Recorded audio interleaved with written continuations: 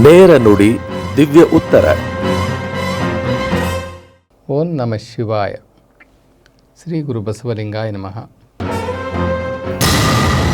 ಶಿವನು ಇದ್ದಾನೆಂದಾದರೆ ಹಸಿವು, ಬಡತನ, ರೋಗ, ಹಿಂಸೆಗಳು ಇಲ್ಲದಂತೆ ಏಕೆ ಮಾಡುವುದಿಲ್ಲ?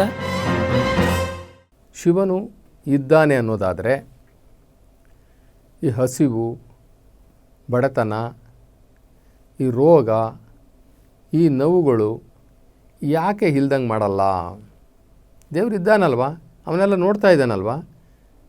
ಹಸಿವಿಲ್ದಂಗೆ ಮಾಡ್ಬೋದಲ್ಲ, ಬಡತನ ಇಲ್ದಂಗೆ ಮಾಡ್ಬೋದಲ್ಲ, ರೋಗಗಳಿಲ್ದಂಗೆ ಮಾಡ್ಬೋದಲ್ಲ, ಈ ನರಳಾಟ ಇಲ್ದಂಗೆ ಮಾಡ್ಬೋದಲ್ಲ, ಎಲ್ಲರನ್ನೂ ಸುಖ ಸಂತೋಷವಾಗಿ ಇಡ್ಬೋದಲ್ಲ.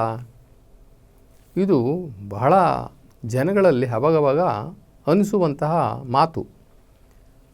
ನಮಗೇನಾದರೂ ಕಷ್ಟ ಬಂದಾಗ, ನಾನು ಎಷ್ಟು ಭಕ್ತಿ ಮಾಡ್ತೀನಿ, ಪ್ರತಿದಿನ ದೇವ್ರಿಗೆ ಪೂಜೆ ಮಾಡ್ತೀನಿ, ಗಿಡದಲ್ಲಿರೋ ಹೂವೆಲ್ಲ ತೊಗೊಂಬಂದು ಇಕ್ತೀನಿ,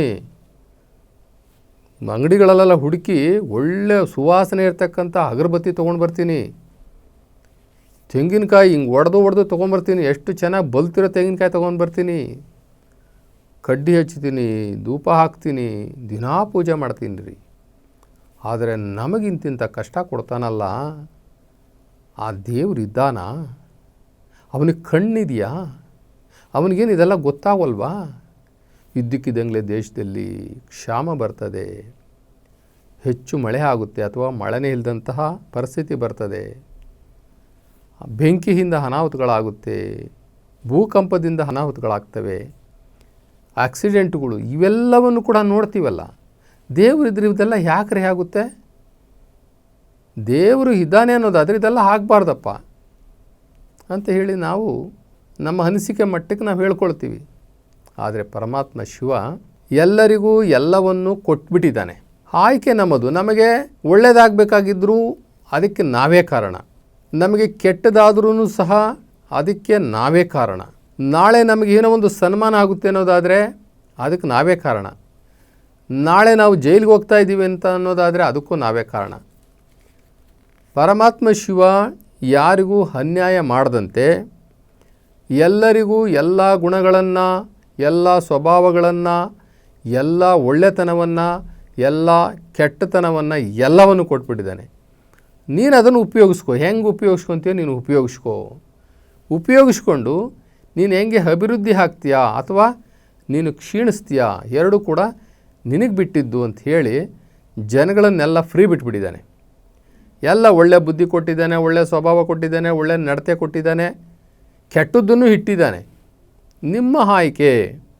ಈಗ ಹೆಂಗೆ ಒಂದು ಸ್ಕೂಲ್ನಲ್ಲಿ ಮೇಸ್ಟ್ರುಗಳಿರ್ತಾರೆ, ಸ್ಕೂಲ್ ಇರ್ತದೆ, ಪೇರೆಂಟ್ಸು ಫೀಸ್ಗಳು ಕಟ್ತಾರೆ, ಪೇರೆಂಟ್ಸು ಬುಕ್ಸು ಕೊಡಿಸ್ತಾರೆ, ಓದೋ ಸಾಮಗ್ರಿಗಳನ್ನೆಲ್ಲ ಕೊಡಿಸ್ತಾರೆ, ವಿದ್ಯಾರ್ಥಿಗಳು ಕ್ಲಾಸ್ ರೂಮಲ್ಲಿ ಪಾಠ ಕೇಳ್ತಾರೆ.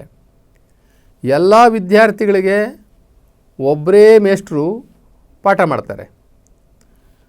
ಪರೀಕ್ಷೆಗಳು ಬಂದಾಗ ಒಬ್ಬೊಬ್ಬರು ಒಂದೊಂದು ಪರ್ಸೆಂಟೇಜು ಮಾರ್ಕ್ಸ್ ತೊಗೊಳ್ತಾರೆ. ಯಾಕೆ ತೊಗೊಳ್ತಾರೆ? ಎಲ್ಲರಿಗೂ ಅದೇ ಸ್ಕೂಲು, ಎಲ್ಲರಿಗೂ ಅದೇ ಬುಕ್ಸು, ಎಲ್ಲರಿಗೂ ಅದೇ ಮೇಷ್ಟ್ರು, ಎಲ್ಲರಿಗೂ ಹೇಳಿದ್ದು ಅದೇ ಸಬ್ಜೆಕ್ಟು. ಆದರೆ ಪರೀಕ್ಷೆಯಲ್ಲಿ ಮಕ್ಕಳು ಒಬ್ಬೊಬ್ಬರು ಒಂದೊಂದು ರೀತಿ ಪರ್ಸೆಂಟೇಜ್ ತಗೋತಾರೆ. ಯಾಕೆ? ಅದು ಅವ್ರ ಇಂಟ್ರೆಸ್ಟು. ಎಷ್ಟು ಆ ಒಂದು ಪಠ್ಯವನ್ನು, ಆ ವಿಚಾರಗಳನ್ನು ಅವರು ಗ್ರಹಿಸ್ಕೊಂಡ್ರು, ತಲೆಯಲ್ಲಿ ಇಟ್ಕೊಂಡ್ರು, ಕಾನ್ಸಂಟ್ರೇಷನ್ ಮೈಂಡ್ ಕೊಟ್ಟು ಅಲ್ಲಿ ಕೇಳಿಸ್ಕೊಂಡಿದ್ದ ಮನನ ಮಾಡಿಕೊಂಡಿದ್ದನ್ನು ಜ್ಞಾಪಕ ಇಟ್ಕೊಂಡ್ರು, ಶ್ರದ್ಧೆ ಭಕ್ತಿಯಿಂದ ಪರೀಕ್ಷೆಗೆ ಹೋಗಿ ಬರೆದರು. ಪರೀಕ್ಷೆಯಲ್ಲಿ ಎಷ್ಟು ಮಾತ್ರ ಅವರು ಸಾಧನೆ ಮಾಡಿರ್ತಾರೆ ಓದೋದ್ರಲ್ಲಿ, ಆಯಾ ರೀತಿ ಮಾರ್ಕ್ಸು ತಗೊಳ್ತಾರೆ. ಇಲ್ಲಿ ನಾವು ಕೇಳಬಹುದು, ಪರೀಕ್ಷೆ ಯಾಕ್ರಿ ಮಾಡಬೇಕು? ಎಲ್ಲರಿಗೂ ಪರ್ಸೆಂಟೇಜ್ ಕೊಟ್ಟು ಪಾಸ್ ಮಾಡಿಬಿಡ್ಬೋದಲ್ಲ? ಮಾಡ್ಬೋದಲ್ಲ. ಇಲ್ಲಿ ದೇವ್ರು ಏನು ಮಾಡ್ತಾನೆ, ಪ್ರತಿಯೊಬ್ಬರಿಗೂ ಎಲ್ಲವನ್ನೂ ಕೊಟ್ಟು ಪರೀಕ್ಷೆ ಮಾಡ್ತಾನೆ. ಅವರಿಗೆ ಸ್ವತಂತ್ರ ಅಸ್ತಿತ್ವವನ್ನು ಕೊಡ್ತಾನೆ, ಸ್ವತಂತ್ರ ಅಸ್ತಿತ್ವ. ಯಾರನ್ನು ದೇವರು ಜಬರ್ದಸ್ತ್ ಮಾಡೋದಿಲ್ಲ, ಫುಲ್ ಫ್ರೀ ಬಿಟ್ಬಿಡ್ತಾನೆ. ನೀನು ಆಯ್ಕೆ ಮಾಡ್ಕೋ. ನೀವು ಒಳ್ಳೆಯದನ್ನು ಆಯ್ಕೆ ಮಾಡ್ಕೊಳ್ತೀಯಾ, ಕೆಟ್ಟದನ್ನು ಆಯ್ಕೆ ಮಾಡ್ಕೊಳ್ತೀಯಾ, ಮುಂದಿನ ಭವಿಷ್ಯ ನಿನಗೆ ಹೆಂಗಿರಬೇಕು ಅಂತಕ್ಕಂಥದ್ದು ನೀನೇ ಆಯ್ಕೆ ಮಾಡ್ಕೋ. ನೀನು ಏನು ಆಗಬೇಕು ಅಂತಕ್ಕಂಥದ್ದನ್ನು ನೀನೇ ಆಯ್ಕೆ ಮಾಡ್ಕೋ. ನಾನು ಯಾರಿಗೂ ಬಲವಂತ ಮಾಡೋಲ್ಲ. ಒಳ್ಳೆಯದನ್ನು ಕೆಟ್ಟದ್ದನ್ನೆಲ್ಲ ನಿಮ್ಮ ಮುಂದೆ ಹಾಕ್ಬಿಟ್ಟಿದ್ದೀನಿ. ನಿಮಗೆ ಒಳ್ಳೆಯದನ್ನು ತಿಳ್ಕೊಳ್ಳುವಂತಹ ಬುದ್ಧಿಶಕ್ತಿಯನ್ನು ಕೊಟ್ಟಿದ್ದೇನೆ, ಕೆಟ್ಟದ್ದನ್ನು ಅರ್ಥ ಮಾಡ್ಕೊಳ್ಳುವಂಥ ಬುದ್ಧಿಶಕ್ತಿಯನ್ನು ಕೊಟ್ಟಿದ್ದೇನೆ, ಒಳ್ಳೆಯ ಮನಸ್ಸನ್ನು ಕೊಟ್ಟಿದ್ದೇನೆ. ನಿಮ್ಮ ನಿರ್ಧಾರ. ನಿಮಗೆ ಸ್ವತಂತ್ರ ಅಸ್ತಿತ್ವವನ್ನು ಕೊಟ್ಟಿದ್ದೇನೆ. ನಿಮ್ಮ ಸ್ವತಂತ್ರ ನಾನು ಕಿತ್ಕೊಂಡಿಲ್ಲ, ನಿಮಗೆ ಆಯ್ಕೆ ಕೊಟ್ಟಿದ್ದೀನಿ. ನೀವು ಆಯ್ಕೆ ಮಾಡಿಕೊಂಡು ನಿಮ್ಮ ಬದುಕನ್ನು ನೀವು ಕಟ್ಕೊಂಡು ನೀವು ಬದುಕಬೇಕು. ನಾಳೆ ನೀವು ಸುಖ, ಶಾಂತಿ, ಸಮೃದ್ಧಿಯಿಂದ ಇರಬೇಕು ಅನ್ನೋದಾದರೆ ಇವತ್ತು ನೀವು ಒಳ್ಳೆಯ ಕೆಲಸ ಮಾಡಿರಿ, ದೇವರ ಭಯದಿಂದ ಬದುಕ್ರಿ. ದೇವರು ಒಬ್ಬನು ನೋಡ್ತಾ ಇದ್ದಾನೆ, ಅವನು ನಮ್ಮ ಹೊಣೆಗಾರ, ಅವನು ನಮ್ಮ ಮಾಸ್ಟರು, ಅವನು ಶಿಕ್ಷೆ ಕೊಡ್ತಾನೆ ತಪ್ಪು ಮಾಡಿದ್ರೆ ಅನ್ನುವಂತಹ ಭಯದಿಂದ ಬದುಕಿದ್ರೆ ನಿಮ್ಮ ಪ್ರಜ್ಞೆ, ನಿಮ್ಮ ಅರಿವು, ನಿಮ್ಮ ಬುದ್ಧಿ, ನಿಮ್ಮ ಚಿತ್ತ, ನಿಮ್ಮ ಭಾವ ಎಲ್ಲವೂ ಕೂಡ ಭಯದಿಂದ ಇರ್ತದೆ. ಸ್ವೇಚ್ಛಾಚಾರಿಗಳಾಗಿ ಬದುಕಿ ಅದರ ರಿಸಲ್ಟು ನಾಳೆ ಬಂದಾಗ ನಾವು ದುಃಖಪಟ್ಟರೆ ಅದಕ್ಕೆ ದೇವ್ರ ಕಾರಣನ? ದೇವರು ಯಾವತ್ತೂ ಹೊಣೆಗಾರನಲ್ಲವೇ ಅಲ್ಲ. ಅವನು ಯಾವುದಕ್ಕೂ ಹೊಣೆಗಾರನಾಗೋದಿಲ್ಲ. ಅವನು ನಿನಗೆ ಎಲ್ಲವನ್ನು ಕೊಟ್ಟ, ಸ್ವತಂತ್ರ ಅಸ್ತಿತ್ವವನ್ನು ಕೊಟ್ಟ, ಬುದ್ಧಿಯನ್ನು ಕೊಟ್ಟ, ತೀರ್ಮಾನ ತೆಗೆದುಕೊಳ್ಳುವಂಥದ್ದು ನಿಮಗೇ ಬಿಟ್ಟ.